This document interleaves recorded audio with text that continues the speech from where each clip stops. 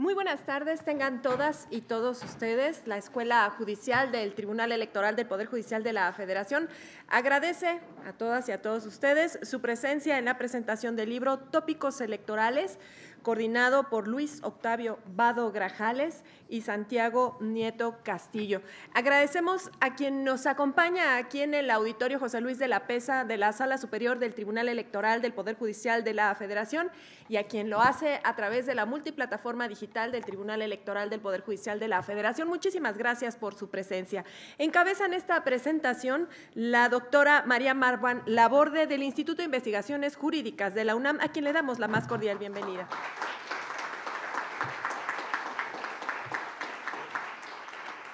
Siempre es un gusto saludar al director de la Escuela Judicial Electoral del Tribunal Electoral del Poder Judicial de la Federación, el doctor Carlos Soriano Cienfuegos. Muy bienvenido. Nos distinguen con su presencia los coordinadores de la obra que hoy se presenta. Se trata del consejero del Instituto Electoral del Estado de Querétaro, el doctor Luis Octavio Vado Grajales. Y también, a quien todos reconocemos, al doctor Santiago Nieto Castillo. Muy bienvenido. Para moderar esta presentación se encuentra con nosotros la magistrada del Tribunal Electoral de Querétaro, la magistrada Gabriela Nieto Castillo.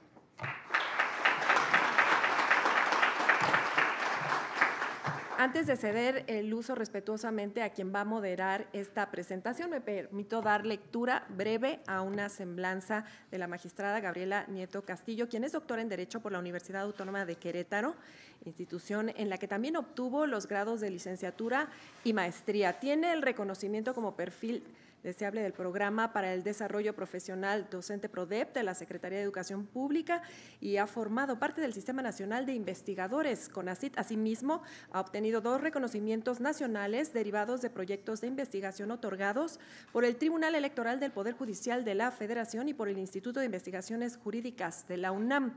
Desde el 6 de octubre de 2014 es magistrada del Tribunal Electoral del Estado de Querétaro, siendo presidenta de dicha institución durante el proceso electoral ordinario 2014-2015 y durante el periodo 2016-2017. Además, es titular de la Comisión de Paridad de Género de la Asociación de Tribunales Electorales de la República Mexicana y, por supuesto, amiga del Tribunal Electoral del Poder Judicial de la Federación.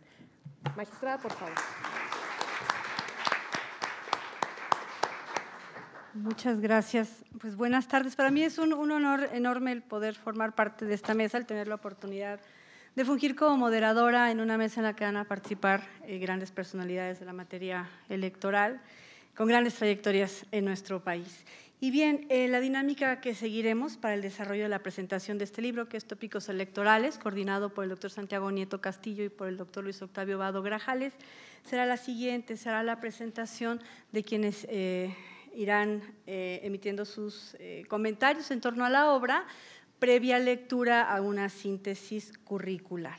Y bueno, siguiendo esta dinámica, en primer lugar voy a dar lectura a la síntesis curricular del doctor Carlos Soriano Cienfuegos, quien será el primer ponente en este. Sí, bueno. Muchas gracias. Ok. Bueno, entonces, simplemente hacemos la presentación. Es un gusto compartir, coincidir con el doctor Carlos Soriano Cienfuegos, quien es director de la Escuela Judicial de este tribunal, como ya se ha presentado, y le cedemos el uso de la voz. Muchas gracias. Gracias, maestra. Pues muy buenas tardes, tengan todas y todos ustedes. Es un gusto estar en esta mesa. Es un honor compartirla con la doctora Marwan, con los doctores Santiago Nieto y Octavio Vado Grajales y, por supuesto, con la doctora y querida magistrada, también Nieto.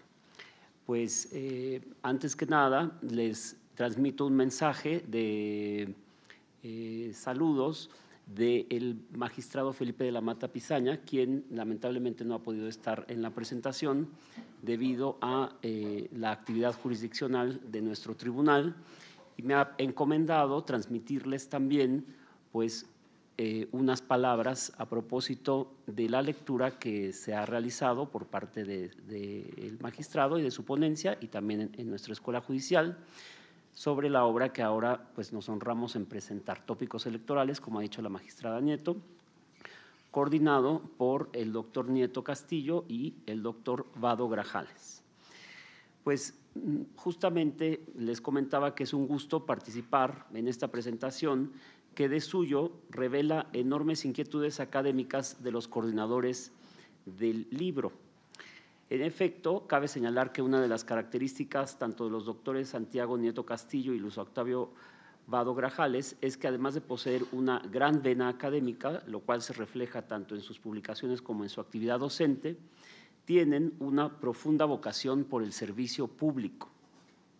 Destaco lo anterior porque la obra que hoy nos convoca es fiel reflejo de estas características, pues tiene un marcado sentido de divulgación explicativo combinado con la práctica en la materia electoral, tanto en sus vertientes administrativas relacionadas con la organización de las elecciones, como con la justicia electoral y la persecución de los delitos en esta materia. Otro aspecto que quisiera destacar es la diversidad de los temas abordados.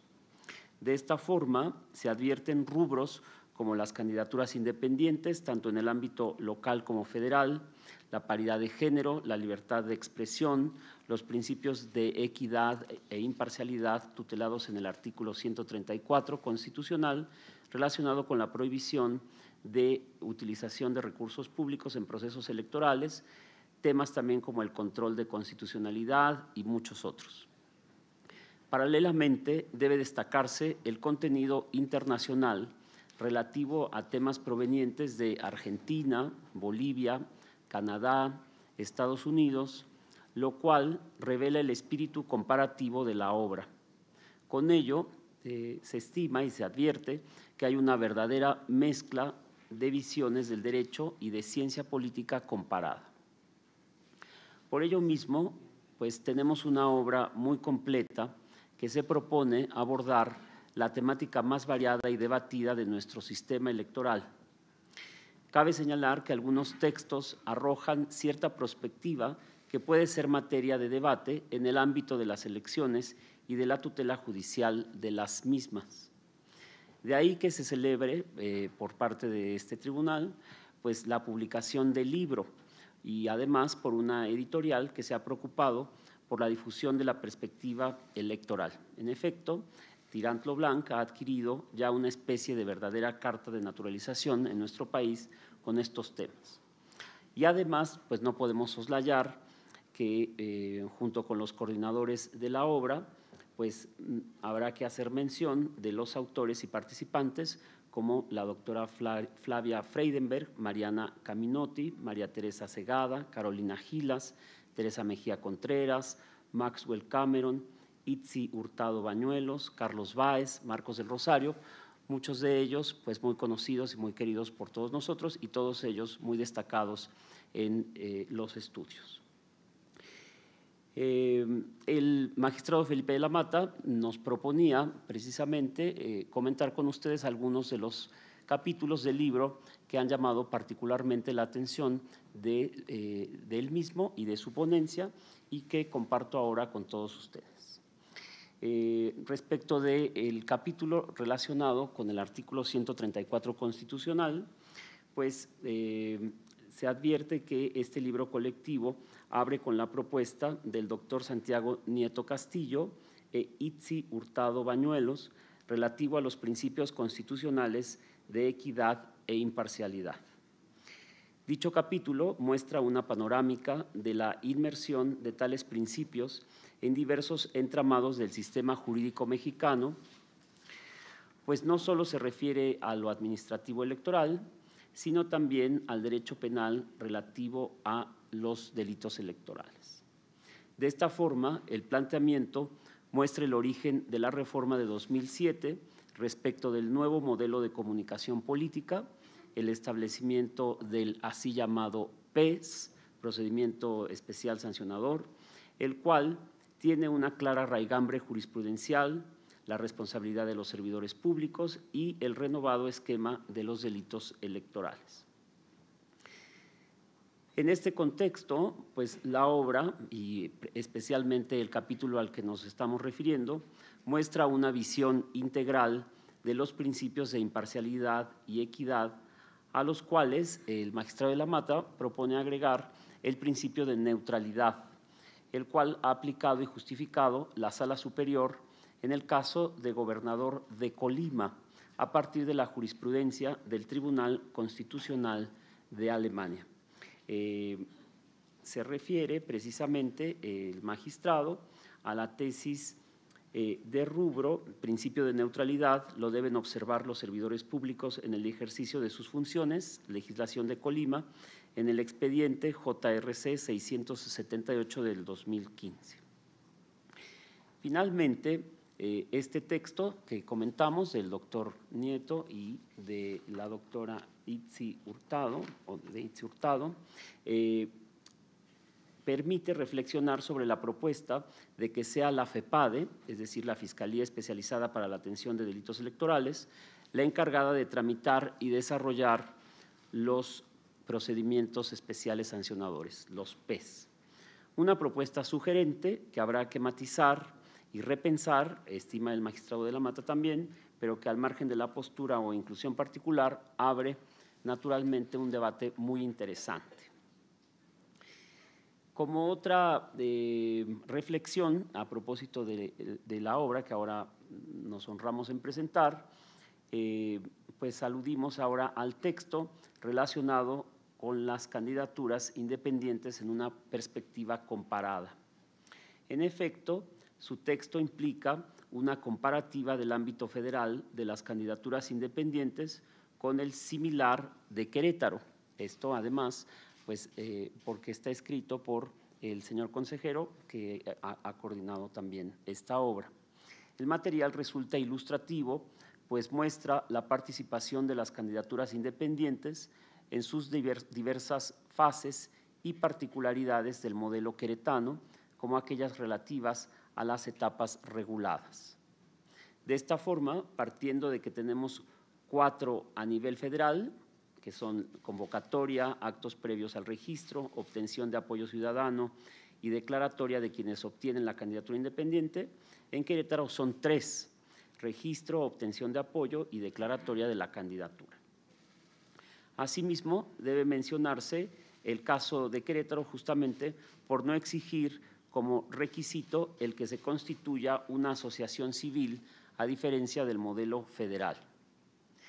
Por otra parte, también se destaca en este capítulo, se destaca muy notablemente la experiencia queretana en cuanto al hecho de existir precedentes que generaron una cierta política administrativa para la obtención del registro de las candidaturas independientes en dicha entidad, consistente en que el tribunal local determinó que el OPLE queretano implementara un sistema operativo accesible al aspirante para conocer el avance de las firmas. Lo anterior puede considerarse como antecedente de la práctica de la aplicación de la app utilizada por el INE en la recolección de firmas de candidaturas ciudadanas en el reciente proceso electoral 2017-2018. Cabe señalar también que el texto presenta una interesante perspectiva, pues no únicamente se desenvuelve en el diagnóstico, sino también en posibles temáticas a futuro, como aquella relacionada con la posibilidad de que los OPLES pudieran depurar las firmas de candidaturas ciudadanas y con ello coadyuvar con el INE. Finalmente, este texto aborda las constantes respecto a las candidaturas independientes, que pudiéramos decir que son el financiamiento público, la no prevalencia del financiamiento privado, el porcentaje exigido para la obtención del registro, tema que, por cierto, tuvo especial relevancia nuevamente a partir de diversos casos que tuvieron lugar en Puebla en el pasado proceso electoral, así como la participación por género en dicha propuesta democrática. Además de estos primeros temas a los que ya hemos hecho referencia, pues se encuentra el tema de libertad de expresión en un ejercicio también comparativo. Esta colaboración nos presenta este tema que empieza a ser un clásico respecto al binomio libertad de expresión y dinero en las campañas electorales. Como sabemos, a partir del famoso caso Citizens United de 2010, en una decisión de la Suprema Corte de los Estados Unidos de América, se revolucionó la noción de libertad de expresión en las campañas políticas. Lo anterior fue así al identificar dicha Corte la libertad de expresión con el gasto de dinero en una determinada postura o campaña política. Es decir, el máximo tribunal del país vecino consideró que una manera de ejercer dicha libertad es mediante el ejercicio de recursos de apoyo a un determinado ideario político. Esta decisión de la Corte norteamericana ha sido fuertemente criticada por la doctrina mundial, pero también en aquel país, e incluso Hillary Clinton, en su campaña presidencial, afirmó que debería haber una revisión del marco legal respectivo en aras de aminorar desequilibrios entre los contendientes de un proceso electoral, sobre todo los que tuvieran alcances presidenciales. El texto al que estamos haciendo referencia contrasta esa decisión con la Corte Suprema de Montana, la cual, en el caso Western Tradition Partnership contra el abogado general del estado citado, decidió no seguir el precedente de la Suprema Corte al considerar que, como parte del federalismo, deben considerarse ciertos principios de los estados, tales como el posible ejercicio de dinero no controlado, lo cual puede generar corrupción eventualmente. El capítulo también es interesante, puesto que muestra paralelamente el problema del seguimiento o no de los precedentes de la Suprema Corte por parte de las Cortes estatales, que pues, se muestra como un ejercicio propio de los países federados. Finalmente, dicho estudio muestra cómo es que, a pesar de las diferencias amplias entre los sistemas electorales de México y Estados Unidos, pues por momentos cierta parte de la discusión pública, a partir de las decisiones judiciales, pueden ser parecidas o análogas en relación con la libertad de expresión y sus límites para tener procesos electorales más competitivos. Otro trabajo que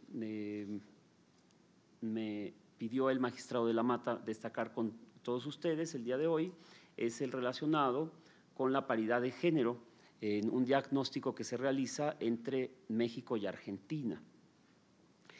Pues en este capítulo precisamente pues se hace referencia y se hace un estudio sobre la paridad de género en estos dos países. El texto destaca por su profundidad en las variantes que pueden implementarse para un diseño que asegure mayor participación de las mujeres en los poderes legislativos locales.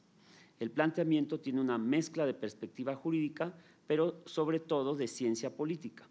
La conclusión refleja una problemática común en la justicia electoral de nuestro país, pues existe una tensión entre legítimo derecho y principio constitucional de mayor participación de las mujeres y la autoorganización de los partidos políticos.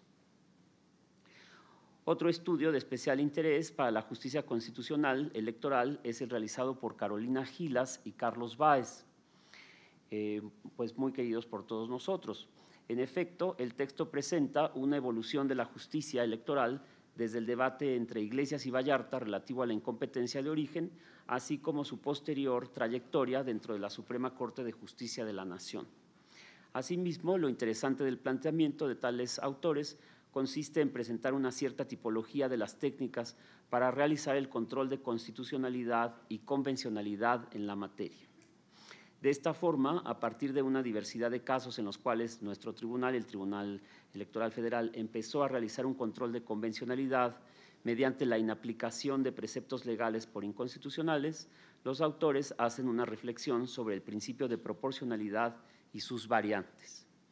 Posteriormente, encontraremos casos donde se utiliza el principio pro persona, la interpretación conforme y otras técnicas. Al final, la monografía se ve acompañada de un esquema a manera de flujograma que ayudan a explicar los argumentos esgrimidos por los autores a quien lea el estudio. También, como se ha mencionado, el libro contiene una perspectiva internacional. Tal es la relacionada, por ejemplo, con Canadá, en la cual Maxwell Cameron propone de manera breve, pero muy sugerente, una introducción del sistema de representación proporcional al Parlamento canadiense, algo que contrasta con la fuerte tradición inglesa, en la cual los sistemas de mayoría relativa han predominado históricamente. Dicho texto muestra la posibilidad de renovar los más añejos sistemas electorales en el mundo. En el fondo, la preocupación del autor busca que el Parlamento de Canadá recoja las distintas votaciones e inclinaciones del electorado de manera más fiel al resultado final. Esta cuestión está en la médula, como sabemos, de los sistemas electorales. Finalmente, otro texto que destacamos es el relacionado con la renovación democrática en Bolivia, que es abordado desde un punto de vista más politológico, en tanto que pone el acento en la representación, además de otros temas como son la participación política de las comunidades indígenas. Esta monografía refiere pues su atención a la reforma constitucional de Bolivia. En este estudio se da cuenta de la experiencia boliviana y sus resultados deficitarios en una democracia representativa. Se trata de un texto que no tiene empacho en afirmar que la democracia debe apostar más por la sociedad civil que por la institucionalidad. La democracia no debe tomarse desde un punto de vista conceptual clásico, dice la autora de este capítulo, sino que debe ampliar su noción a partir de lo que llama formatos organizativos sociales. Y pues precisamente ello con vista a apuntalar la participación de la sociedad civil y desde luego de las comunidades indígenas. Se apela de esta forma a un concepto de democracia de crítica social, también llamada demodiversidad. La autora busca conjuntar a la clásica democracia liberal con otras formas de democracia como son las comunitarias, con criterios transculturales y con las organizaciones sociales. Se afirma también en este estudio que se incorporen más formas de participación social. En la noción de ciudadanía debe incluirse la idea del indigenismo, el cual se ha incorporado de manera importante al texto constitucional boliviano. En fin, pues de parte del magistrado de la Mata, pues extiendo una muy cordial felicitación a las autoras, a los autores, naturalmente a los coordinadores de la obra y pues a los que nos honran con su presencia, pues no restándome más que agradecer y celebrar la publicación y difusión de este texto, que abona muchísimo en la discusión de los temas electorales, de los cuales hay una constante reflexión en diversos países, por lo cual, pues nuevamente mi más efusiva enhorabuena y pues mi más cumplida recomendación para abordar y leer la obra. Muchísimas gracias.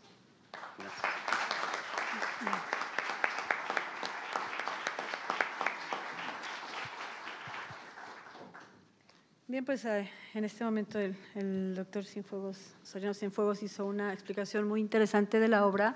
En un primer momento, al hacer referencia a el sentido que tiene esta, como un sentido de divulgación de carácter científico, pero que se da a partir de la práctica en el escenario electoral y en una forma general exponiendo cuáles son las diferentes temáticas de gran relevancia que se abordan, como puede ser género, libertad de expresión, principios de equidad e imparcialidad, control de constitucionalidad, entre otros. Y posteriormente haciendo una interesante reflexión sobre algunos de los ensayos que conforman esta obra colectiva, destacando, mencionando algunos.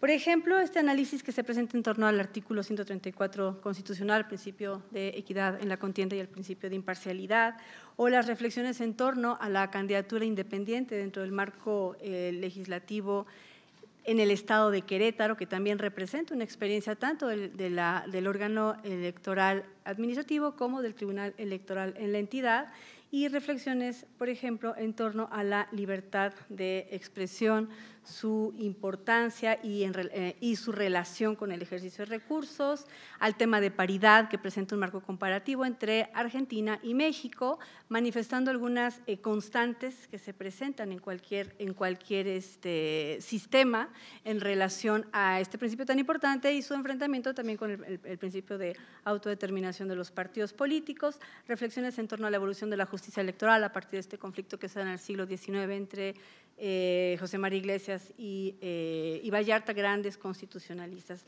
Pues agradecemos la participación del doctor Soriano y en este momento procedemos a darle el uso de la voz a la doctora María Marván Laborde, de quien me permito leer una síntesis curricular. Doctora y maestra por la New School for Social Research de la ciudad de Nueva York, Estados Unidos, socióloga por la UNAM. Se ha especializado en temas de política, cuestiones electorales, transparencia, acceso a la información, protección de datos personales y desarrollo democrático en México. Fue la primera y única consejera presidenta mujer del IFE y comisionada presidenta fundadora del IFAI. En la Organización de Estados Americanos participó con el grupo redactor de la Ley Modelo de Transparencia y Acceso a la Información, así como la guía para su implementación. Fue invitada por el equipo de Barack Obama a participar en el grupo de creación de la Alianza Internacional para el Gobierno Abierto. Actualmente es investigadora de tiempo completo en el Instituto de Investigaciones Jurídicas de la UNAM. Es un gusto compartir la mesa con la doctora María Marván y le cedemos el uso de la voz. Muchísimas gracias, Gaby, gracias a todos ustedes. De verdad es prácticamente estar en familia en esta mesa. Agradezco mucho la invitación tanto al consejero Luis Octavio Vado como a Santiago, al doctor Santiago Nieto. Gaby, qué gusto, Carlos, qué placer. Trataré más bien de ser provocadora para abrir un poco la discusión y para tratar de ver de todos estos temas que se reúnen en el libro, temas, por supuesto, muy importantes, ¿cómo los podríamos ver hacia adelante o por qué han sido un problema o por qué están en el libro? Desde luego hay que subrayar las diferentes perspectivas en el abordaje de los temas. Claramente hay algunos artículos hechos desde la perspectiva muy jurídica, qué sorpresa, son abogados los que los escribieron, y otros mucho más politológicos. Y la verdad yo celebro, y lo he repetido muchas veces, alguna vez a lo mejor inclusive en este mismo foro, que hoy día la ciencia política y las ciencias jurídicas se hablen, porque no siempre fue así. Cuando yo estudié, yo entré a la facultad en 1976, mis canas lo dicen, así es que mejor ni siquiera oculto la fecha. La facultad de ciencia política no se hablaba con la de Derecho, y las de Derecho no se hablaba con la facultad de ciencias políticas. Pensábamos que eran dos cosas y dos universos aparte.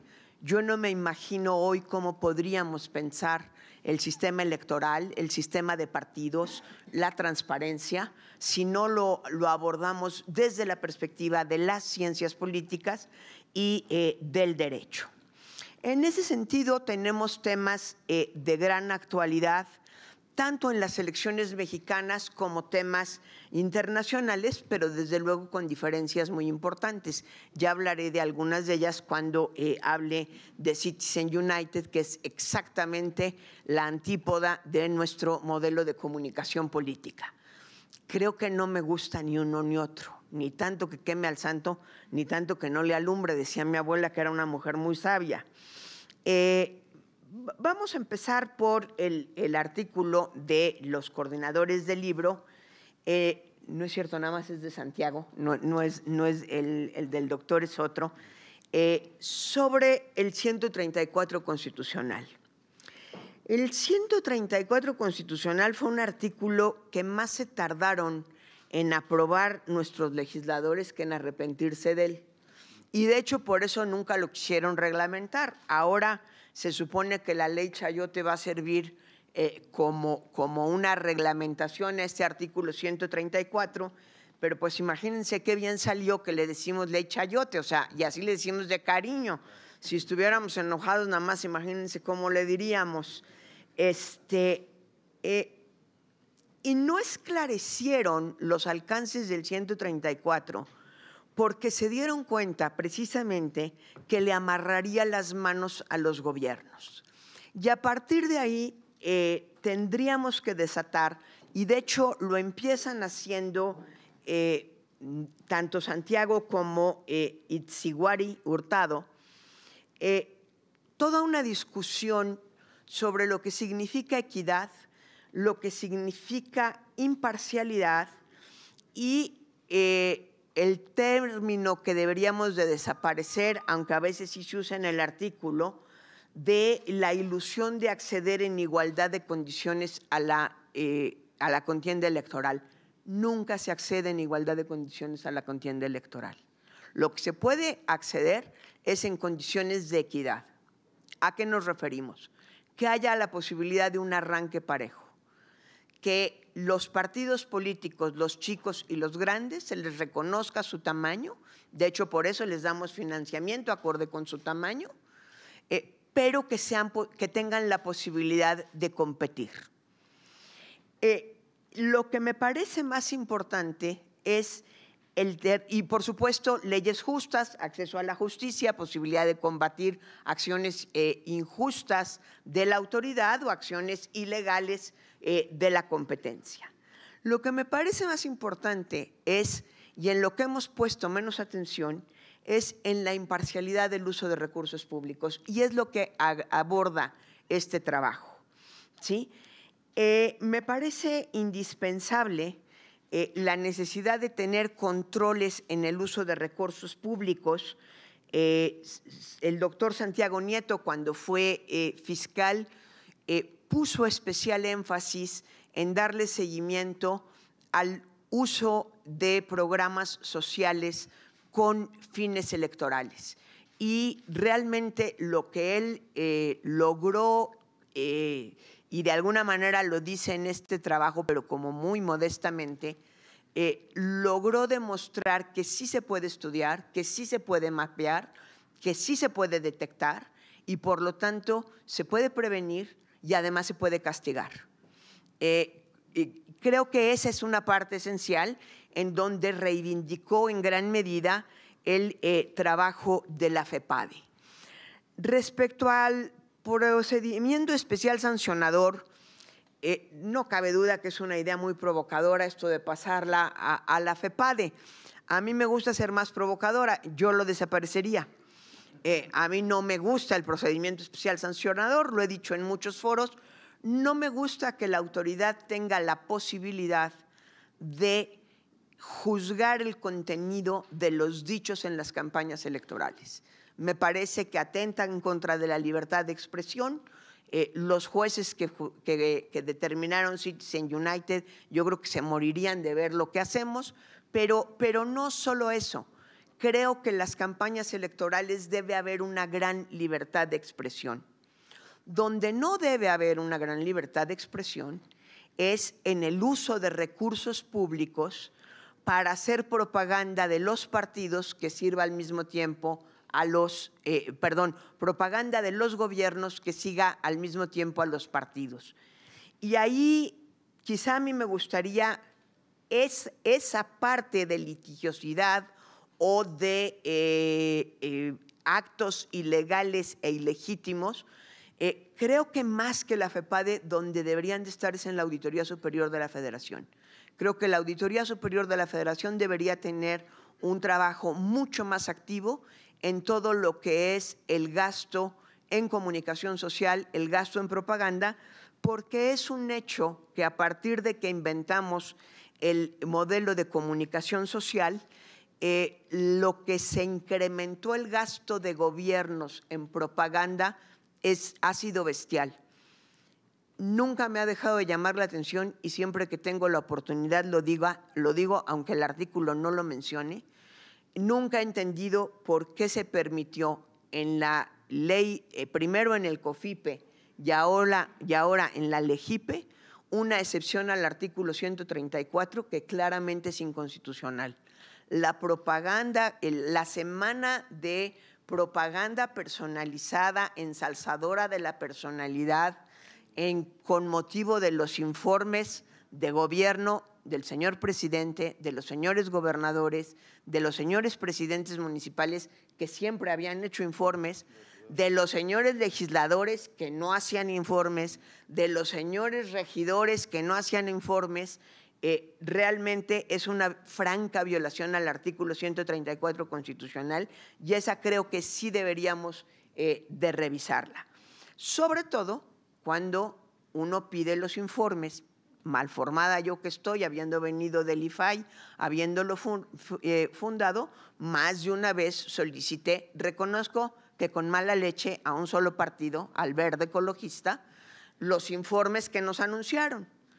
Y literal me contestaban en las oficinas de los diputados, pues el informe es eso, señora, la propaganda que está viendo usted en la televisión, ese es el informe. Eso no puede ser el informe, eso no es rendición de cuentas, eso es una burla a la ley que no deberíamos de permitir. Lo que es cierto es que en una articulación entre FEPADE, institutos electorales y desde luego tribunales electorales, sí necesitamos revisar el artículo 134 constitucional y preocuparnos porque haya condiciones de equidad, de imparcialidad, reconocer que nunca van a ser condiciones de igualdad, y voy a hablar un poco de ello cuando hablemos de libertad de expresión y gasto en campañas, pero que sí debe haber condiciones justas de las elecciones, y eso es a lo que debemos aspirar. Me parece sumamente interesante y provocador el artículo de Carolina Gilas y Carlos Báez, los cuales, además de caerme bien, los admiro por su capacidad de análisis. A pesar de ser el artículo más largo del libro, es impresionante que en 35 páginas, si no me equivoco al haberlas contado, hayan podido ir desde 1814, haberse peleado con Vallarta, y habernos traído hasta las resoluciones del tribunal en la actualidad, porque lo hacen y lo hacen bien además, no nada más lo repasan. Vale la pena ver cuáles son los orígenes de nuestra justicia electoral, tanto los orígenes muy remotos como ya después en el finales del siglo XX y el siglo XXI, ya con el proceso de transición, cómo el acceso a la justicia electoral se convirtió en un tema central para poder realmente transitar a un sistema democrático y lograr la competitividad entre los partidos políticos. Si no hubiera sido por ese primer tribunal de lo contencioso electoral que todavía estaba dentro del ámbito del poder ejecutivo, después el Tribunal Federal Electoral, que nunca nos dimos cuenta, pero fue el primer organismo constitucional autónomo, porque pues, la Constitución seguía diciendo, y sigue diciendo, por cierto, que los poderes en México se dividen en ejecutivo, legislativo y judicial.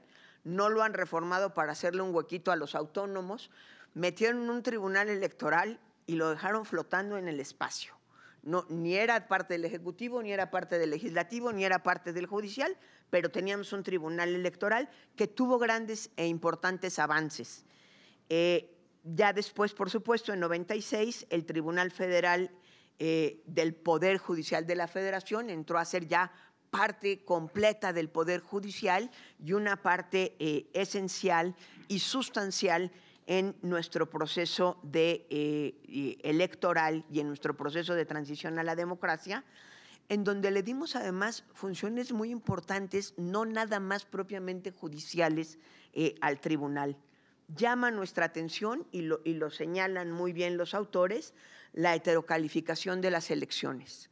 Primero la calificaban las cámaras en una autocalificación. Yo recuerdo muy bien el conflicto de 88, hay un texto muy interesante de Soledad Loaesa en donde se reconoció que después de toda la animadversión que había por el fraude electoral, una vez que los diputados calificaron su propia elección, llegó alguien con el presidente electo, Carlos Salinas de Gortari, y el presidente saliente, Miguel de la Madrid, y les dijeron, no se apuren, se acabó el problema.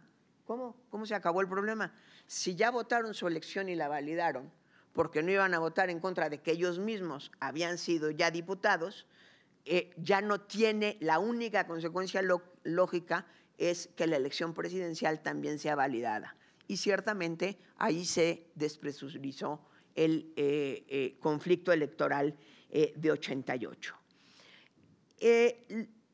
Tanto Carolina Gilas como Báez, su compañero del trabajo, su coautor, son verdaderamente hábiles en analizar las sentencias electorales y vale la pena leer el trabajo. Carolina no es abogada, no tiene formación de abogada, tiene formación de politóloga, pero ya nos la echaron a perder aquí en el tribunal. Tiene realmente una capacidad para sintetizar y encontrar el meollo del asunto en las sentencias electorales, distingue muy bien las diferentes épocas del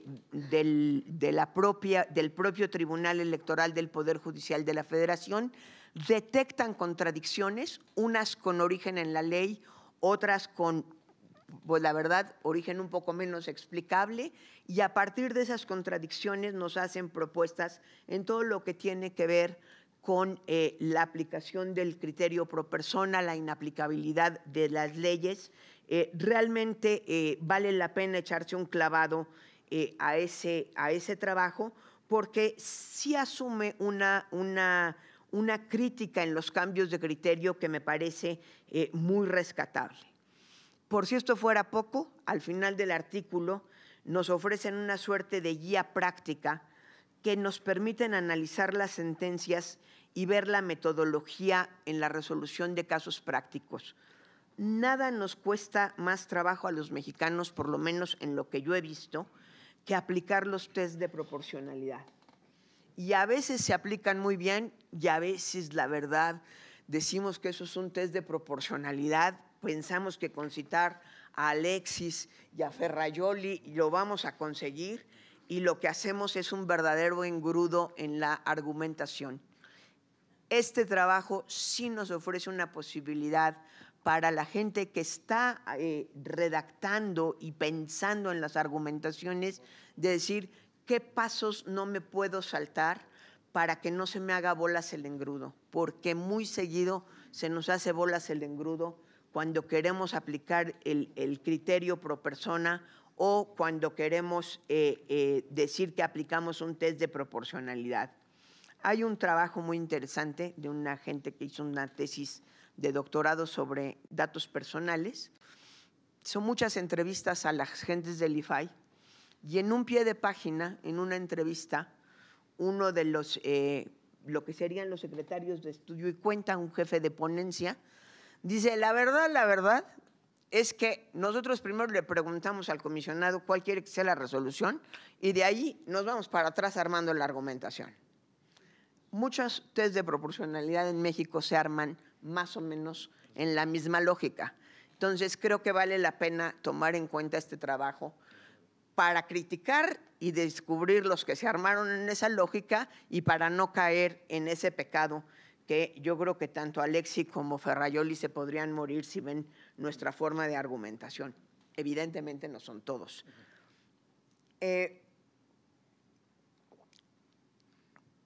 Candidaturas independientes en Querétaro. Claramente nos deja ver un reclamo que hemos escuchado a partir de 2014 de manera constante, y es, señores, la legislación general no resolvió todos los problemas, hay grandes contradicciones con las legislaciones locales, no se está volteando a ver las ventajas que existen en los estados, porque en muchos estados hay algunas ventajas con respecto al tema de candidaturas independientes o prácticamente cualquier otro que podamos pensar. Creo que refleja bien este artículo cómo finalmente la legislación con la que hubo que operar tanto en 2015 como en 2018, porque no se cambiaron las leyes entre 2015 y 2018, de alguna manera es un proceso inacabado, es un proceso que no acaba de determinar qué es lo que debe ser igual en todos los estados y qué es lo que no debe ser igual. Le cuesta mucho trabajo a la legislación general y a las instituciones federales reconocer que en algunas cosas los estados nos llevan ventaja. Los estados lograron encontrar formas viables de hacer operativas las leyes, y este es uno de los casos específicos en relación a las candidaturas independientes en Querétaro, y plantea algunos de los problemas que hemos discutido desde 2015, que discutimos muchísimo en el 2018 y que seguiremos discutiendo en caso de que haya una nueva reforma electoral. ¿Cuál es un financiamiento justo para los candidatos independientes? ¿Pueden o no pueden acceder a financiamiento público? ¿En qué medida? ¿De dónde lo sacamos? ¿Qué hacemos si se nos multiplican los candidatos independientes? ¿Qué hacemos para que el financiamiento público no se convierta en un incentivo para multiplicar candidatos independientes? Ha sucedido en México y en el mundo. El caso más dramático es el de un país tan pobre como el de Haití, donde decidieron que podía haber tantos candidatos independientes como se presentaran, y a cada uno se le iba a dar $10,000 para su campaña. $10,000 en Haití, pues es el ahorro que mucha gente nunca ha visto en su vida, ¿eh? Y se repartieron en la última elección presidencial, como por ahí de 2013 o 2013, una cantidad eran como 60 candidatos independientes a la presidencia. Hicieron campaña 3. Y los demás dijeron, ni modo, mano, perdimos. ¿Qué crees? Nadie les preguntó en qué habían gastado sus $10,000, dónde estaban, nadie les pidió que los regresaran. Es decir, tenemos ahí un problema en las candidaturas independientes, ¿sí? La forma en la que algunos estados incrementaron mucho el número de firmas justamente para tratar de que no hubiera candidatos independientes. Se pregunta el consejero, pues la verdad es que nunca declararon la ley de Querétaro inconstitucional, pero pues habría que revisarlo, ¿no? No estamos muy seguros de que esté conforme al espíritu de la ley.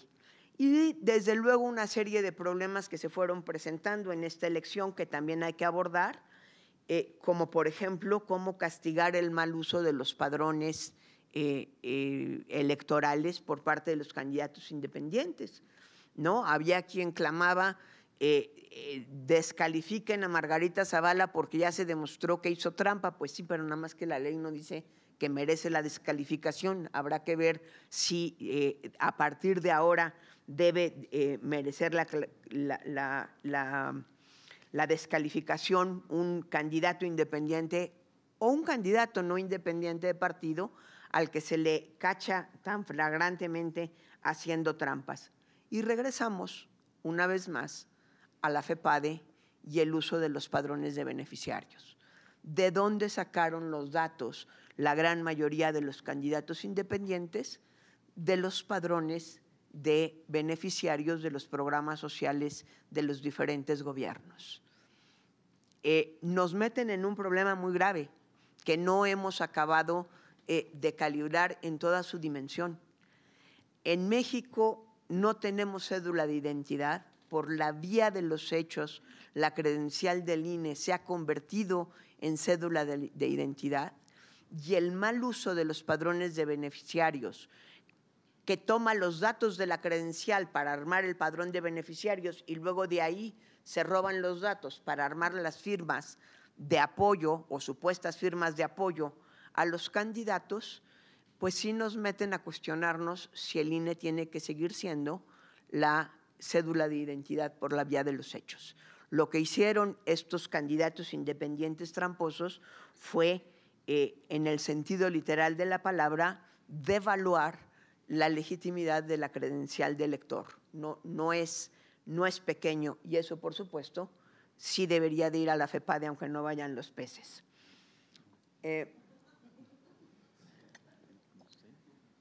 Al final del artículo proponen una serie de cambios legales precisos.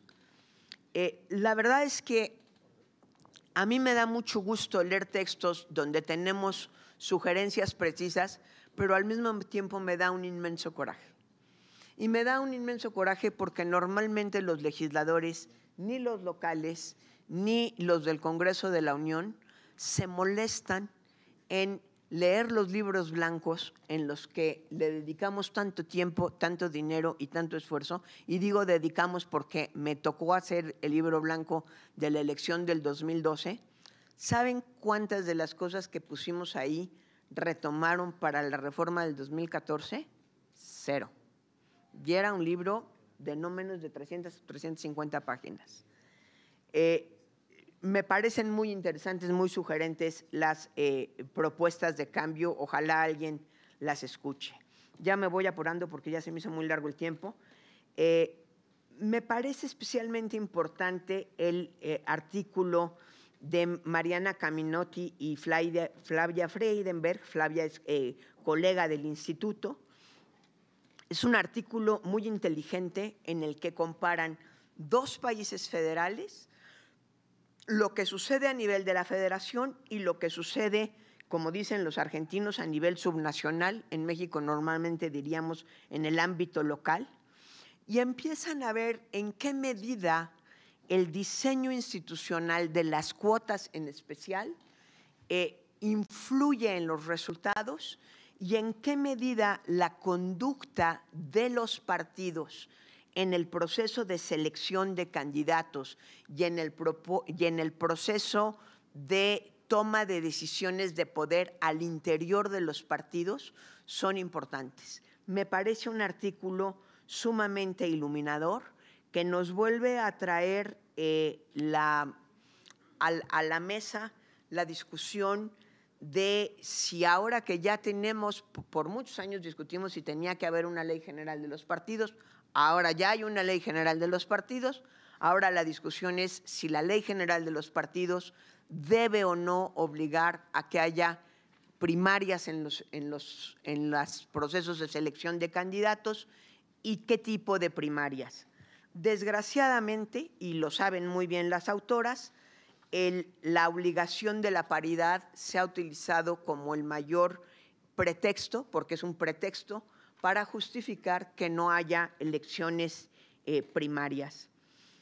Acabo haciendo un comentario importante a el trabajo de Citizen United. Me dio muchísimo gusto ver un trabajo escrito por un mexicano, por alguien que ha estado muy cerca de los tribunales electorales,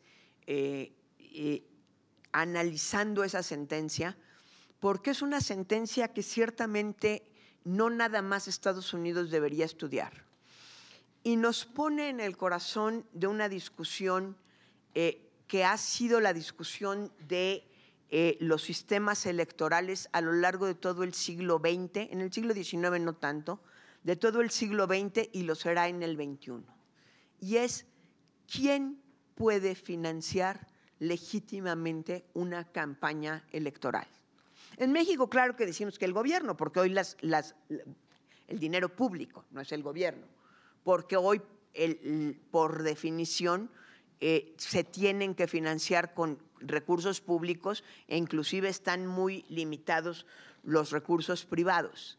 Pero ¿de qué manera podemos hacer que el financiamiento de campañas, que en última instancia es lo que está en el corazón de Citizen United y en el enojo del Tribunal de Montana, que dice, pues, Suprema Corte de la Nación, tú ya dijiste eso, pero la Suprema Corte de Montana no está de acuerdo contigo, es de qué manera logramos que el dinero privado que entre a las campañas no se convierta en un dinero de chantaje no se convierta en un dinero de yo te pagué tu campaña, ahora tú apruébame la ley para que yo pueda vender telefonía, para que yo pueda vender televisión, para que yo pueda vender, para que tú me hagas una compañía minera, etcétera.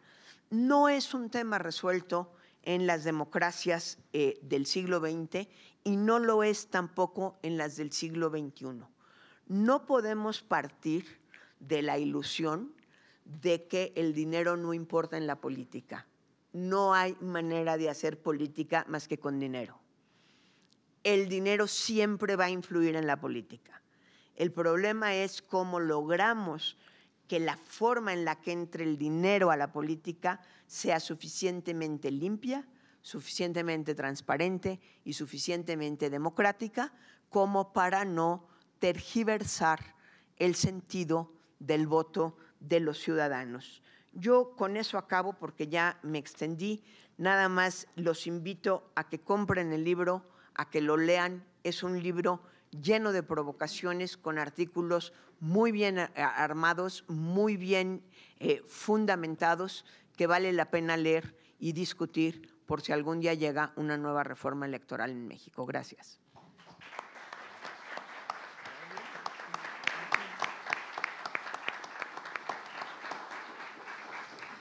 Pues sin duda siempre es un gusto y siempre es muy enriquecedor escuchar a la doctora María Marván.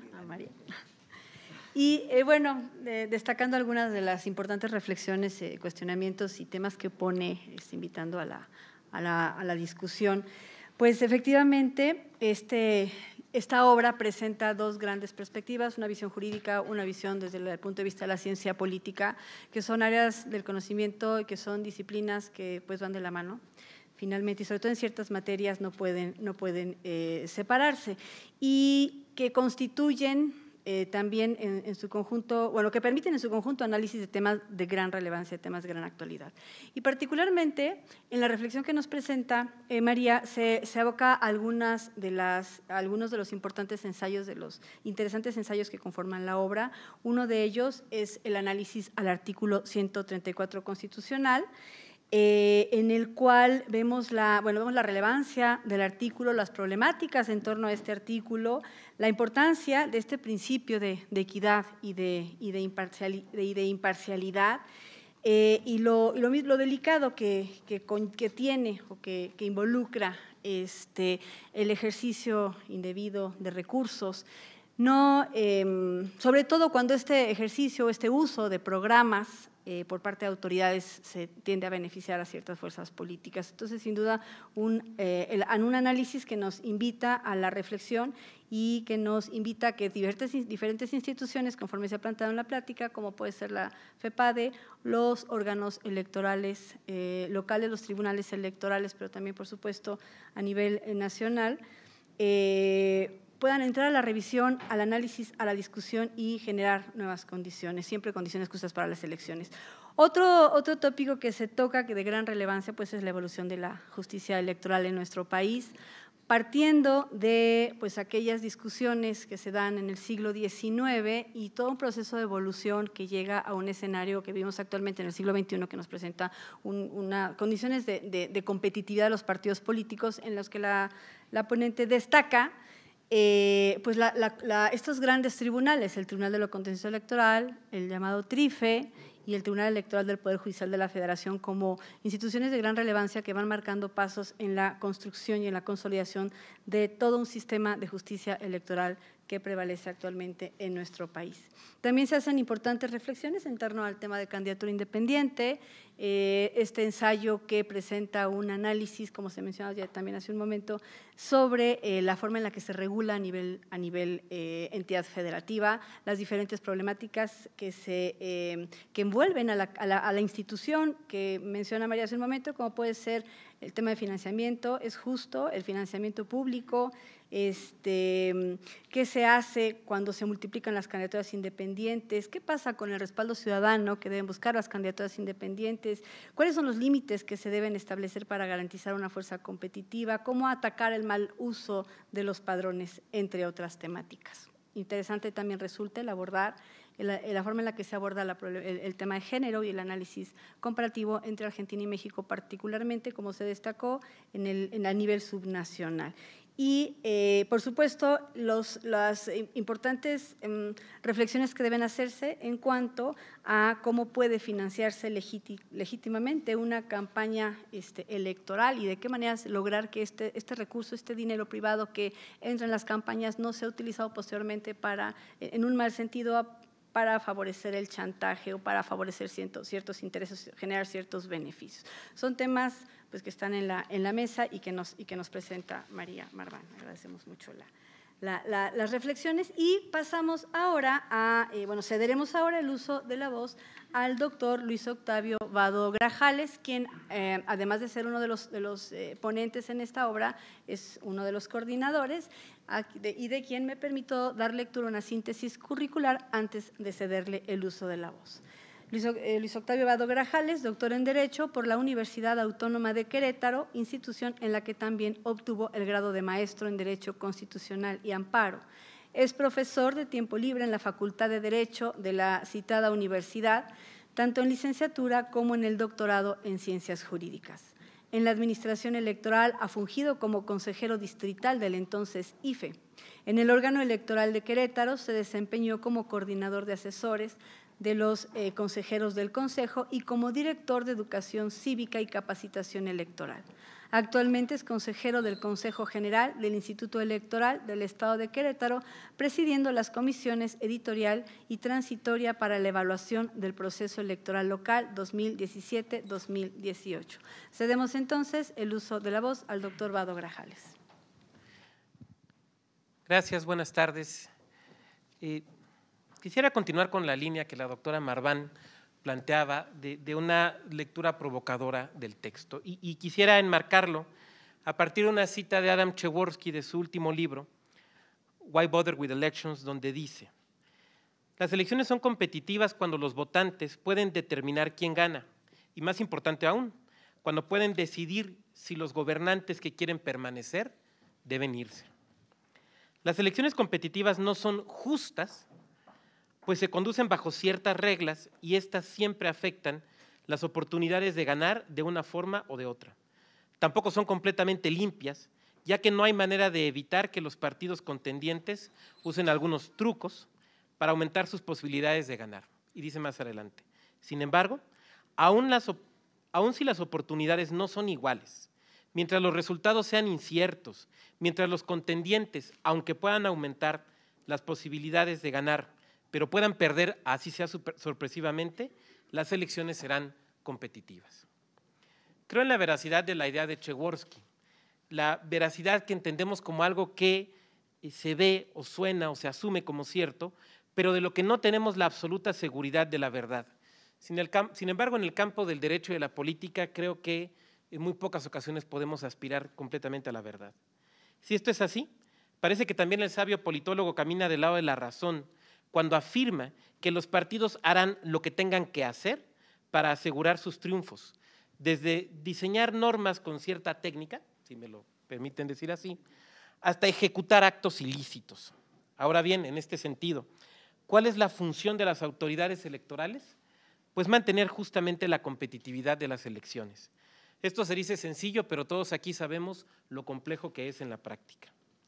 Así, desde la perspectiva de lograr mantener esta competitividad comicial, este libro presenta reflexiones que se acreditan por la seriedad de las plumas que las escriben. De ellas nada diré, porque ustedes conocen perfectamente a estas personas y tendrán desde luego el mejor juicio. Los temas que se abordan surgen de este dinámico equilibrio que es organizar, calificar y fiscalizar elecciones, ese constante ir y venir entre lo dicho por la norma en un lenguaje generalmente restrictivo y lo solicitado por partidos y candidaturas, casi siempre reclamando una lectura garantista. Así, este libro de tópicos cumple con su nombre porque no trata o no pretende agotar una discusión que no puede terminarse, sino sumar reflexiones que buscan ser útiles antes que pontificar. ¿Por qué leer este libro, que además no es exclusivamente jurídico, como ya comentaba el doctor Soriano y la doctora Marván? Ya sea para coincidir con él o mejor aún, para no estar de acuerdo, aventuro algunas razones mínimas arracimadas en los temas que se abordan. Primera, porque frente al intento de algunas legislaturas de expedir leyes electorales que maximicen las posibilidades de triunfo o derrota de una opción política, resulta necesario conocer la manera en que este tribunal ha desarrollado una técnica para aplicar el control constitucional, una obligación que asumió esta judicatura antes que otras jurisdicciones y que ha venido desarrollando no solo en sede de sala superior, sino incluso en los tribunales locales. Este control constitucional que se muestra no solo en la inaplicación de disposiciones, sino también en la forma de la interpretación conforme, navegando entre esos dos peligrosos riscos que son el activismo judicial desenfrenado y la letrística decimonónica. Segunda, porque aún no hemos resuelto de todo el tema del financiamiento directo e indirecto de las campañas. Básteme recordar la actividad que han tenido, por ejemplo, las salas regionales con el tema de los dictámenes del INE en materia de fiscalización en las semanas pasadas. Y vale la pena reflexionar sobre lo pernicioso del caso Citizen United en Estados Unidos, al que ya se hacía referencia. Creo que el ponente fue Kennedy, me parece, ¿no? Este justice que ahora está haciendo un buen favor a alguien, dejando su espacio en este momento. Asunto al que algunos culpan en buena medida de la fuerza alcanzada por la derecha más extrema y demencial. Algo de esto se aborda en ese estupendo libro, el de How Democracy Dies, y cómo esta decisión dinamitó hacia adentro al Partido Republicano. Y también resulta interesante observar cómo la Judicatura Local de Montana fue capaz de resistirse a la fuerza del precedente para decidir en sentido contrario a la Corte Suprema, haciendo valer causas e historia netamente local. Ahora en México oscilamos entre las propuestas de suprimir del todo los recursos públicos y la contraria de financiar las actividades políticas exclusivamente con dinero de las arcas gubernamentales, y por tanto bien haríamos en observar lo que sucede con los vecinos del norte. Tercera razón, porque seguimos con problemas en la paridad. Debo recordar en esta mesa el caso reciente de Chiapas, yo creo que es innecesario. En nuestro texto encontrarán un trabajo casi premonitorio que justamente nos reclama estar atentos a las formas de negociación política en las entidades, a los cálculos estratégicos que hacen las élites, no solo en la capital, sobre el tema justamente de paridad. Parece que el error de Vallarta, aquel de considerar que las leyes inconstitucionales caerían a golpes de sentencia, debe ser una alerta para pensar que por muy consistentes y claras que sean las sentencias en materia de paridad, habrá quien siempre buscará la manera de mantener los asuntos públicos como tema exclusivo de hombres. Cuarta, porque seguimos ajustando los temas vinculados con candidaturas independientes, tales como financiamiento, gasto, entrega o recolección de apoyos, género, etc. Aquí, constantemente nos encontramos en el delicado equilibrio entre permitir la mayor participación ciudadana mediante el voto pasivo y a la vez cerrar la puerta a quienes vean en esta forma de participación un espacio óptimo para un financiamiento al menos nebuloso. De nuevo, como en el asunto de paridad, en el libro que presento se realiza un abordaje desde lo local que además muestra un auténtico diálogo entre particulares, autoridades administrativas y jurisdiccionales, que si bien se encorseta en las necesarias formalidades, que no formalismo, muestra con claridad cómo la norma, en un sentido hartiano, se construye mediante la aplicación del texto a los casos, a veces quisiera decir al caos, concreto. Quisiera recordar una anécdota que nos sucedió en Querétaro. Un candidato llega y plantea la posibilidad de gastar parte de su financiamiento en una operación médica que se tenía que hacer. Y así lo planteó muy abiertamente además, y él decía, bueno, es que es un gasto electoral, porque si no me operan y me muero no hay campaña. Si yo vivo. Quinta, por lo menos pregunto.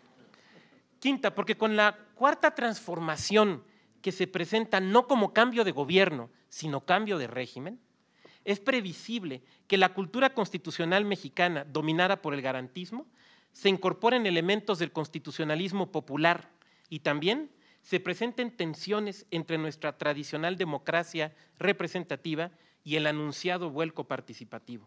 Así, la experiencia de otros países que viven esas tensiones al grado de crear una nueva constitución, como es el caso de Bolivia, resultan al menos ilustrativas. Sexta y última, Porque en la crisis de la representación proporcional, que es juzgada como el refugio de la élite partidista, en este libro se presenta un interesante análisis de cómo en el Canadá es vista como el óptimo mecanismo para evitar lo que llaman gobiernos de falsas mayorías, y que nos recuerdan a nosotros aquellas épocas de grosera sobrerepresentación en los colegiados legislativos y en los ayuntamientos. Creo que en este auditorio todos valoramos la importancia de los ejercicios comparados, pero si alguien aún lo duda, básteme recomendar o recordar ese recientísimo artículo del Justice Stephen Breyer en The Atlantic, que bajo el sugerente título de las Cortes Americanas no pueden ignorar al mundo, nos reclama a todos quienes aplicamos las normas, ya sea en sede administrativa o jurisdiccional, el tener abiertos los ojos para conocer de otras naciones su experiencia vital y, en la medida de lo prudente, tomar de su experiencia lo que nos sirva para hacer real ese elusivo Estado de Derecho que suponemos guardar. Estas 6 razones que someto a su consideración pretenden justificar la lectura de este libro, que no se sueña manual y tampoco se pretende tratado. Al pasar sus páginas y sopesar los análisis que presenta, puedo asegurarles que encontrarán párrafos que reiteren sus certezas, otros que les presenten información nueva y útil, y algunos más que inviten a la polémica. Tal vez estos sean los más interesantes. Muchas gracias.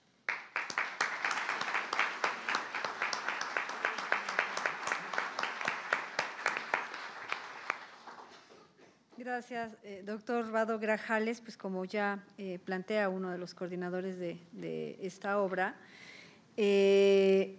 la importancia de este libro que invita, como ya se ha dicho, a la reflexión, que invita al debate, que invita a la discusión, y en el cual él destaca seis grandes temáticas. Entre ellas menciono la importancia que tiene el financiamiento, ya sea directo o indirecto, qué va a pasar con el financiamiento de las campañas políticas, la atención que debe ponerse al principio de paridad y a las problemáticas que se van generando pese a las resoluciones judiciales, pues siempre se encuentran espacios, lo destaca, me parece muy, muy significativo, porque es una realidad. No siempre se encuentran espacios para que los temas o las discusiones de carácter público queden en manos de los hombres. Entonces, es un tema que nos merece siempre una atención. El tema de las candidaturas independientes y cómo se ha construido a partir de un diálogo entre particulares, entre los órganos electorales, tanto administrativos como jurisdiccionales, haciendo énfasis en el caso queretano. Y también la transición, una transformación que puede darse en el constitucionalismo de carácter garantista hacia un constitucionalismo popular a partir de esta cuarta transformación, y reflexiones en torno al principio de representación proporcional. Entonces, es una obra que, como ya dijo uno de sus coordinadores, invita al debate, a la reflexión y que se construye a partir de diferentes experiencias y diferentes visiones.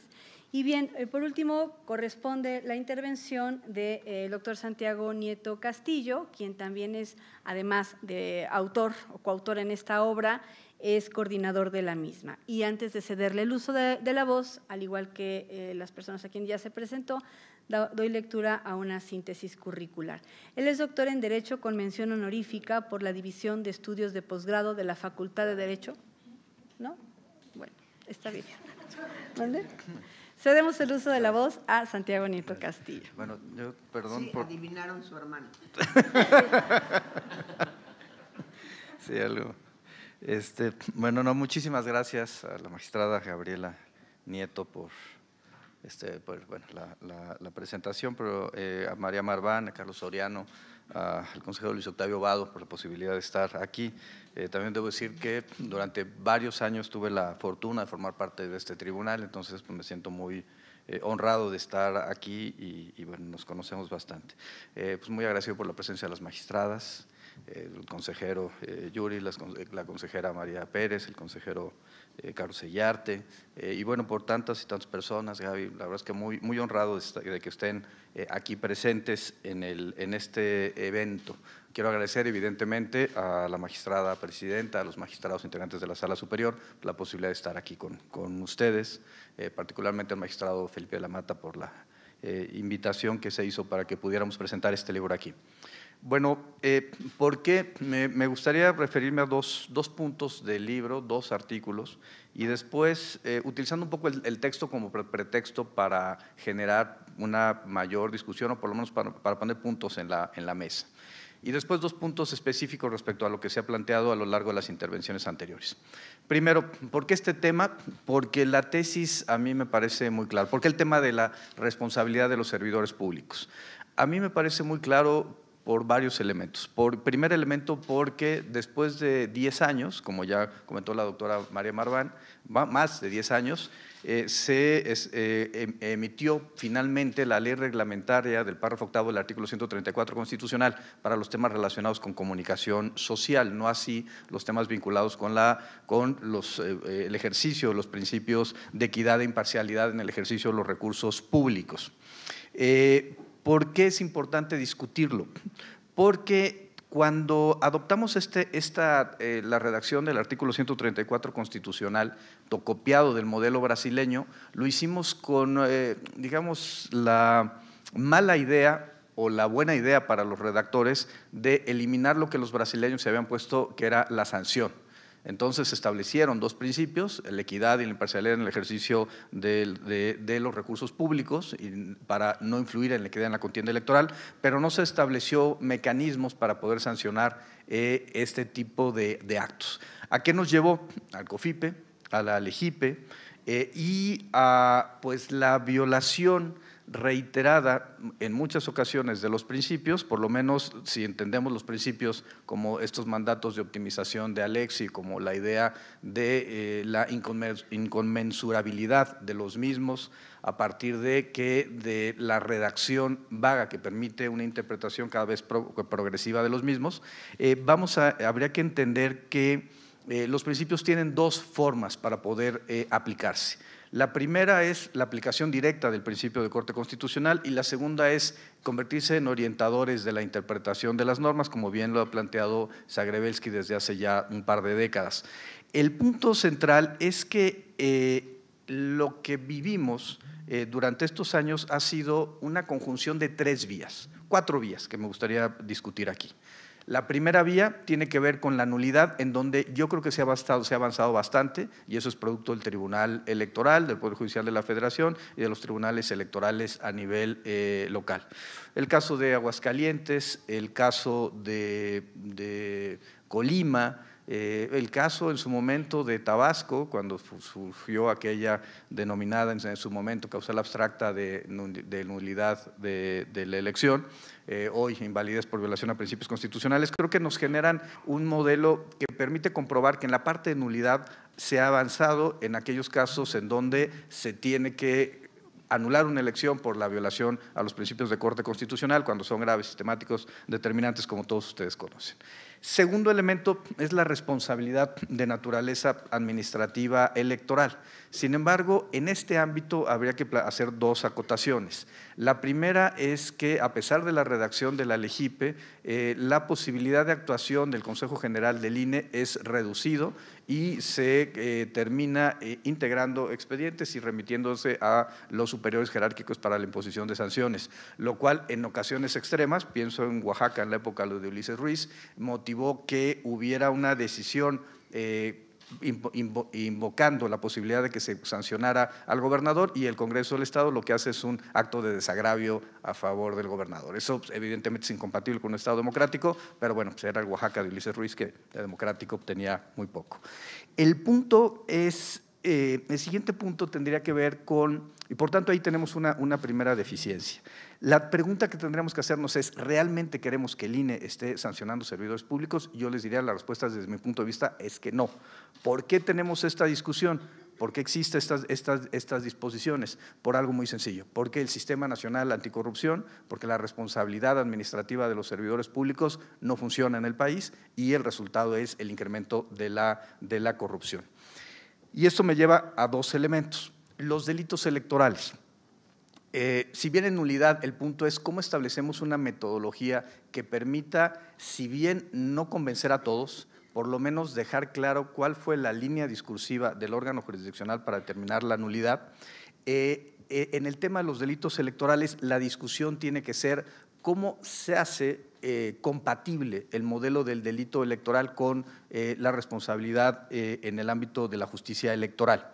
A mí me parece que los casos de Aguascalientes, los casos de Colima, pues dieron pie a que se pudiera ejercer la acción penal contra el mismo secretario de Desarrollo Social que generó la nulidad de la elección en Colima, o contra el gobernador de Aguascalientes que generó la nulidad de la elección del diputado federal en Aguascalientes. Debo decir que en ese caso, en el primer caso sí se libró la orden de aprehensión y se cumplimentó, y en el segundo caso en realidad lo que vivimos es que el juez de distrito se declaró, se excusó de conocer, señalando que tenía una enemistad manifiesta con el gobernador y que por tanto no podía proceder en su contra. Por supuesto, cuando le llegó al otro juez de distrito dijo, yo no soy competente, eres tú, y en ese conflicto de competencias pasaron 2 años. Sin embargo, aquí lo que yo quisiera llamar la atención es el último elemento. ¿Por qué es importante hablar del tema de la responsabilidad de los servidores públicos vinculados con lo electoral? Primero, porque la corrupción inicia con los procesos electorales. Es decir, parte de la corrupción que se genera en el país y que tiene que ver lo uno con el tema del financiamiento privado y público a las campañas electorales, tiene que ver con el financiamiento ilícito a las campañas electorales, llámese de recursos de procedencia ilícita o llámese de actos de peculado electoral, es decir, del desvío de fondos, bienes o servicios para fines de naturaleza electoral. Estos elementos se dan a partir de las componendas entre actores políticos, candidatos, con empresarios, con servidores públicos, y nos generan una violación al principio de equidad y de imparcialidad en el ejercicio de los recursos públicos. Ahora, yo sí creo que esto es algo que va más allá de lo electoral. El sistema electoral ha funcionado tan bien en México que le hemos estado acreditando nuevas competencias. Y bueno, se empezó con el Registro Federal de Electores, además de organizar las elecciones, y de ahí mutamos a ser la única instancia que administra los tiempos oficiales de radio y televisión, a la revisión de la fiscalización y financiamiento de los partidos políticos, a la organización de la validez de las firmas para la consulta popular, etcétera, etcétera, etcétera. Yo creo que, y esto finalmente sí es un lugar común, el tema de señalar que la materia electoral ha sido víctima de su propio éxito y por tanto se va saturando cada vez de mayor número de atribuciones. Por eso creo que el resultado tiene que estar no en las instituciones de la democracia de primera generación, es decir, los órganos electorales y derechos humanos, sino más bien en los órganos que buscan mejorar la calidad de la democracia de segunda generación. Los órganos de fiscalización, pienso en la Auditoría Superior de Fiscalización, y también pensaría, por supuesto, en el Sistema Nacional Anticorrupción y en los institutos de acceso a la información como mecanismos para poder mejorar la calidad del modelo.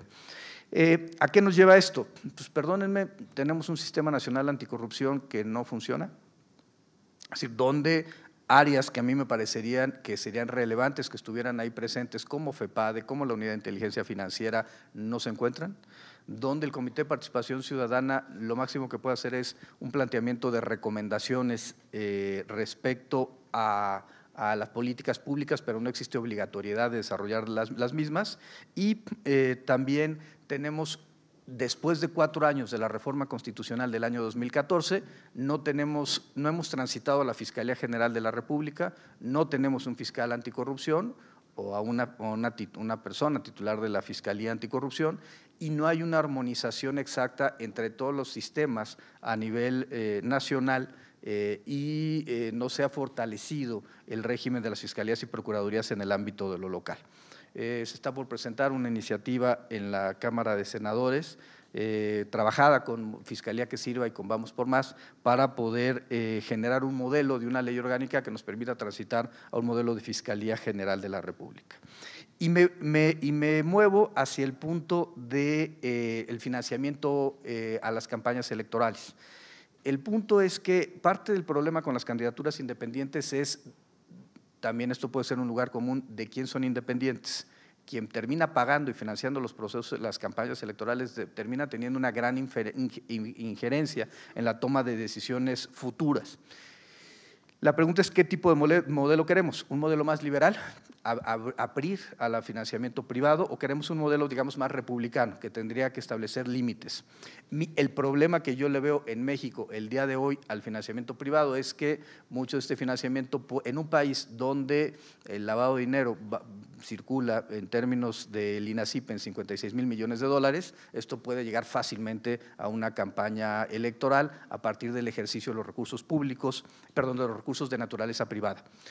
El Banco de México ha detectado que en una entidad federativa normal hay 6 veces más flujo de recursos en efectivo durante las campañas electorales que cuando no hay campaña electoral. La pregunta es, ¿por qué tenemos ese incremento en el uso de efectivo? La respuesta solamente puede estar en las campañas electorales y en el uso de los partidos políticos. Pero también puede ser desvío de recursos públicos, peculado electoral, también puede estar dándose por recursos de la delincuencia organizada, y creo que estos son elementos que hay que tomar en consideración. Y vuelvo al tema de la ley y cerraría, digamos, mi participación sobre este tema respecto al asunto de la ley Chayote. La ley Chayote pues, no establece mecanismos para poder controlar el ejercicio discrecional de los recursos sobre medios de comunicación social. Segundo, concentra en la Secretaría de Gobernación las atribuciones que le corresponden a todas las dependencias públicas federales, incluyendo los poderes. Y esto, perdónenme, me parece que es absolutamente atentatorio del principio de división de poderes al que se ha planteado. Tercero, se señala con claridad en esta ley que aquellos entes públicos federales que tengan que promover productos que sean adquiridos por la población a partir de modelos de radio y televisión, es decir, a partir de mensajes en radio y televisión, no podrán utilizar los tiempos oficiales o los tiempos fiscales del Estado para promover sus productos. Dicho en otras palabras, Pemex no puede promover su gasolina en tiempos oficiales o fiscales del Estado. Es decir, le tiene que comprar a las televisoras o a las radiodifusoras el tiempo en radio y televisión. Perdónenme, somos el único país del mundo que le hace eso a sus empresas públicas. Esto creo que me parece que es un tema que tenemos que revisar de forma integral para efecto de que tengamos una ley que controle y que no suceda lo que sucedió en este sexenio, y espero no herir susceptibilidades. 60,000 millones de pesos se gastaron en comunicación social desde Presidencia de la República, 60,000 millones de pesos. ¿Ustedes creen que alcanzaron algún objetivo de legitimidad social? Yo creo que no. Entonces, ¿qué significa esto? Lo que necesita, y los resultados electorales, 53% lo comprueban, ¿no? Bueno, iba a decir otra cosa, pero no. Sí. Pero mi punto, cerrando esta parte, lo que yo les plantearía, hay que discutirlo. El último elemento tendría que ver con la responsabilidad administrativa, y mientras no haya responsabilidad administrativa, no haya responsabilidad penal contra servidores públicos, estaremos en un modelo que no podrá cumplir con estos mandatos de optimización del artículo 134 constitucional. El segundo punto que quisiera plantear es el tema del control constitucional. Ya se hizo una gran referencia al artículo que plantearon Mónica Gilis y Carlos Báez. Me parece que es un artículo, insisto, como dijo la doctora María Marván, como ha planteado Luis Octavio Vado, Carlos Soriano, un artículo muy completo.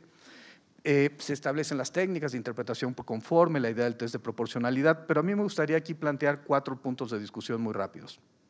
Primero, el control de constitucionalidad y convencionalidad de autoridades administrativas. Sabemos que desde el asunto Varios 912/2010, la Suprema Corte ha señalado que las autoridades administrativas solo pueden hacer interpretación conforme. Yo creo que cuando ejercen funciones materialmente jurisdiccionales tienen esta facultad incluso de ejercer un control de desaplicación de normas. Una obligación, y además porque esta choca de alguna forma con el caso de…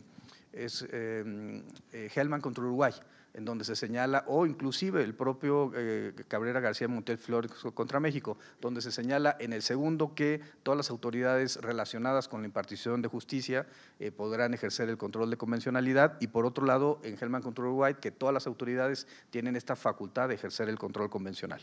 Esto nos lleva al siguiente tema de discusión: control de constitucionalidad y convencionalidad, ¿cómo? se ha planteado por la Corte Mexicana que tiene que ver con las reglas procesales, y esto hace que el control de constitucionalidad en materia electoral sea más estricto que en otros espacios, cuando en el control de convencionalidad se tiene la posibilidad de hacer el control ex oficio en términos del propio caso de Radilla Pacheco. Otro tercer punto que tocaba ya Luis Octavio Vado, y me parece importante reflexionarlo, tiene que ver con el constitucionalismo popular. Yo creo que la Suprema Corte de Justicia ha sido un espacio muy relevante para la protección de los derechos individuales. Es decir, hay una serie de criterios relevantes desde el mínimo, desde construcciones respecto al debido proceso, a la garantía de audiencia, a la fundamentación y motivación, a cualquier ámbito, en el ámbito penal, en el ámbito administrativo, laboral, etcétera. Sin embargo, hay un elemento que es importante a considerar, y lo mismo en la Corte Interamericana de Derechos Humanos por las propias competencias de la Corte Interamericana. Yo creo que el tema tendría que ver en cómo vamos generando una mayor discusión en torno a la maximización de los derechos de carácter social, y esto implica una transformación del modelo de control constitucional y una mayor obligación de los jueces de establecer procedimientos para la protección de derechos de corte social cada vez de forma más progresiva y más intensa. Y esto lleva a un cuarto punto, que tiene que ver con la interpretación del artículo primero. Desde la contradicción de tesis 293, la Corte Mexicana ha sido muy claro respecto a que el artículo primero tiene que interpretarse como una perspectiva de sistema normativo, en el cual, en caso de que haber colisión entre un derecho de corte convencional y la Constitución, hay que estar con lo que dice la Constitución. Sin embargo, si ustedes ven el artículo cuarto, de la Constitución de la Ciudad de México, van a encontrar una premisa normativa distinta. Ahí lo que se plantea es que los derechos fundamentales, con independencia del lugar donde se encuentren, son la pauta hermenéutica de todo el sistema jurídico en un bloque de constitucionalidad local. Esto fue planteado en inconstitucionalidad ante la Suprema Corte de Justicia de la Nación. Primera cosa que yo diría, ¿por qué la PGR impugna en acción de inconstitucionalidad algo que tiene que ver con protección de derechos fundamentales? Y segundo punto, porque finalmente sí hay una contradicción, y lo que hace la Constitución Política de la Ciudad de México es tener un modelo más garantista y de alguna forma que se contrapone con la 293. Es algo que tendremos que hacerlo, discutirlo. Esto llegó a la Suprema Corte declaró la inconstitucionalidad del artículo por 6 votos, pero como sabemos se requieren 8 votos para la declaración de inconstitucionalidad y por tanto se desestimó la acción. Y termino con 2 asuntos muy claros. Primero, el tema de la representación proporcional. Creo que Canadá está mandando un mensaje muy claro. Necesitamos más pluralidad y eso se da a través de más representación proporcional. Y segundo, con independencia de quién gane, el tema tiene que ser un tema de cómo garantizamos la pluralidad. Y segundo, por supuesto, yo estoy muy contento con los resultados electorales, pero eso no tiene que ver con el fondo del asunto, con la idea de que necesitamos pluralidad como uno de los mecanismos, y la representación proporcional garantiza una mayor pluralidad que un sistema de mayoría. Y segundo, el tema de la deslegitimidad de la credencial de elector por los sistemas de candidaturas independientes. Hay que recordar que, y yo creo que coincido con la doctora María Marván, esto es un tema que sí tiene que pasar por FEPADE, pero tiene que pasar por FEPADE desde 2 ópticas, no solamente la del auxiliar que tomó la fotografía de la copia fotostática para llegar a los máximos a los mínimos que le habían pedido de firmas de apoyo popular. Se tiene que ir por responsabilidad de comisión por omisión, por aquellas personas que tenían la calidad de garantes respecto a esa actividad, y a mí me parece muy claro que uno de ellos es el Bronco, por un tema también de proporcionalidad, y espero no herir susceptibilidades. No me gustó la sentencia del Bronco, me parece que un tribunal constitucional no puede fallar en términos de proporción, en términos de ya mérito, pues le faltaban 16,000 firmas y no sabemos si se hizo o no, pero la damos, eso no se puede hacer. Un tribunal constitucional tiene que actuar mandando mensajes de certeza. Y por tanto, y cierro esta parte, pero claro, el tema es que en el ámbito de la justicia penal creo que hay elementos suficientes para poder iniciar carpetas de investigación por la persona que tenía la calidad de garante. Y hay un tema importante, no es lo mismo tener 850,000 firmas falsas que tener 420. Entonces, el tema de la proporcionalidad en materia penal es relevante y creo que en este caso pues, las irregularidades en el caso del Bronco pues, ameritarían una responsabilidad de naturaleza penal. Pero afortunadamente, como no soy el titular de FEPADE, esto no me tocará verlo a mí. Pues muchas gracias y muy honrado de estar aquí.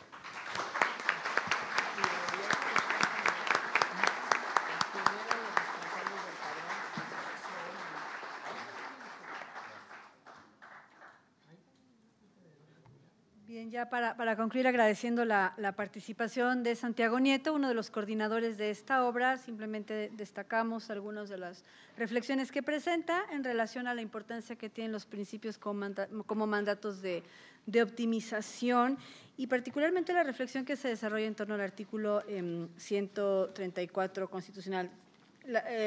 Temas que nos obligan a hacer reflexiones como puede ser el tema de financiamiento, el tema de fiscalización, el tema del principio de representación proporcional, este último tema que se aborda en torno a la deslegitimidad de la credencial del elector por parte de las candidaturas independientes cuando hacen un mal uso de estas credenciales en la búsqueda del respaldo ciudadano.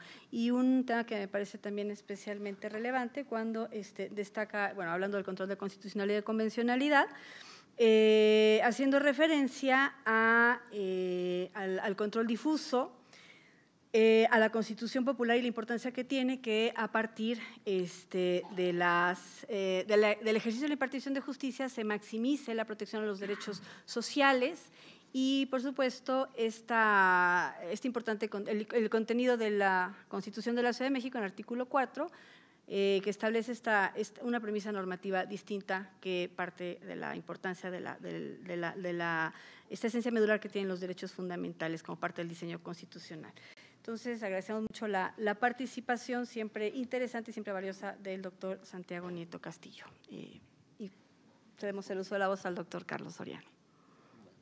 No, pues muchas gracias. Pues no me resta más que agradecer nuevamente a la mesa, esta mesa de gala, a los coordinadores de la obra, a los autores, las autoras, las magistradas, los magistrados, los consejeros, las consejeras que nos acompañan y a todos en general que nos han dispensado con el honor de escucharnos y estar en esta presentación del libro. Los invitamos naturalmente a leerlos y pues muchas gracias. Lucy, por favor.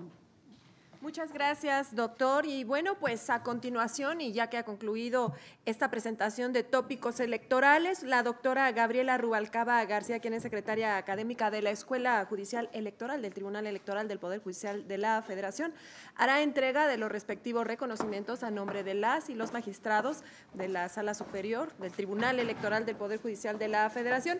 Precisamente a quienes han integrado esta presentación, el doctor Santiago Nieto Castillo, el doctor Luis Octavio Vado Grajales, el doctor Carlos Soriano Cienfuegos, la doctora María Marván Laborde y desde luego la magistrada Gabriela Nieto Castillo. A todas ellas y todos ellos, muchísimas gracias. Y bueno, vamos a despedir la transmisión que se ha hecho a través de la multiplataforma digital del Tribunal Electoral del Poder Judicial de la Federación. Agradecemos y despedimos a nuestros distinguidos invitados, a ustedes que nos acompañaron aquí en el Auditorio José Luis de la Peza. Mil gracias, que tengan todas y todos muy buenas tardes.